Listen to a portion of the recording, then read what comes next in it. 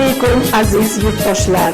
Mana bugun 1-iyun Xalqaro bolalarni himoya qilish kuni munosabati bilan barcha shirinlar shakar bolajonlarimizni, o'g'il qizlarimizni chin qalbimizdan muborakbod etamiz.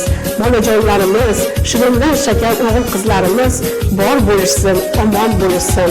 Har bir xonadonda shirinlar shakar farzandlarimizning sho'x shodon kulgilari baralla yangrab tursin. Yurtimiz tinch bo'lsin, osmonimiz musaffo bo'lsin. Bilmoq uchun olamning sirin, qalb ko'zida ko'ring dunyoni. Jondan aziz beg'ubor shirin, bolalarga bering dunyoni. Ular uchun bo'ling tulpor ot, quvonchlarda chiqarsin qanot. Ertaklariga aylansin hayot, bolalarga bering dunyoni.